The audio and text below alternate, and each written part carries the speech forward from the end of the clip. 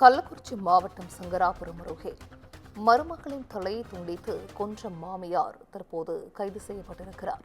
இதுகுறித்தான முக்கிய செய்தியை பார்த்து வருகிறோம். நந்தினி என்பவரை கொலை செய்ததாக இரண்டாவது கணவரின் தாய் கிறிஸ்தவ மேரி தற்போது போலீசாரால் கைது செய்யப்பட்டிருக்கிறார். மருமகளின் தலை துண்டித்து கொன்ற மாமியார் தற்போது கைது செய்யப்பட்டிருக்கிறார். இதுகுறித்தான முக்கிய செய்தியை பார்த்து வருகிறோம். கள்ளக்குறிச்சி மாவட்டம் சங்கராபுரம் அருகே மருமகளின் தலையை துண்டித்து கொன்ற மாமியார் கைது செய்யப்பட்டிருக்கிறார். நந்தினி என்பவரை கொலை செய்ததாக இரண்டாவது கணவரின் தாய் கிறிஸ்தவ மேரி கைது செய்யப்பட்டிருக்கிறார். இதுகுறித்த முக்கிய செய்தியை பார்த்து வருகிறோம். கள்ளக்குறிச்சி மாவட்டம் சங்கராபுரம் அருகே மருமகளின் தலையை துண்டித்து கொன்ற மாமியார் கைது செய்யப்பட்டிருக்கிறார்.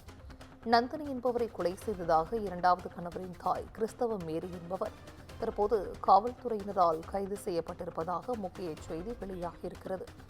கூடுதல் விவரங்களை செய்தியாளர் இளையராஜா வழங்கிட கேட்கலாம். இளையராஜா, வணக்கம். மருமகளின் தலையை துண்டித்து கொன்ற மாமியார் கைது செய்யப்பட்டிருக்கிறார். இது குறித்த முழு விவரங்கள். வணக்கம் சந்திஜா.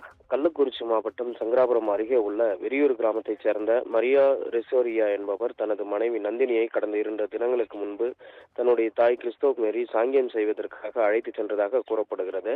இந்த நிலையில் 2 தினங்களாகியும் தனது மனைவி நந்தினி மற்றும் தாய் கிறிஸ்தவ மேரி வீடு திரும்பாததால் கணவர் மரியோ செரியஸ் தனது மனைவி நந்தினி செல்போன் எண்ணுக்கு தொடர்பு கொண்ட போது செல்போன்கள் சுவிட்ச் ஆஃப் செய்யப்பட்டுள்ளது.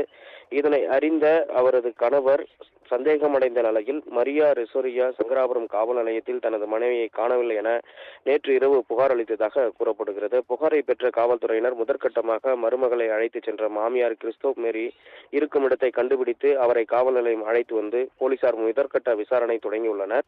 இந்த விசாரணையில் பல திடுக்கிடும் தகவல்கள் வெளியாகியுள்ளது. குறிப்பாக சோழம்பட்டு கிராமம் அழகாபுரம் செல்லும் சாலையில் மணிமுக்தா ஆற்றின் கரையோரம் தனது மருமகளை கழுத்தை அறுத்து கொலை செய்து புதைத்துள்ளதாக தகவல் தெரிவித்த நிலையில் சம்பவ இடத்திற்கு விரைந்து சென்ற போலீசார் தற்போது அந்த புதைக்கப்பட்ட இடத்தை தோண்டும் பணியில் தற்போது ஈடுபட்டு வருகின்றனர்.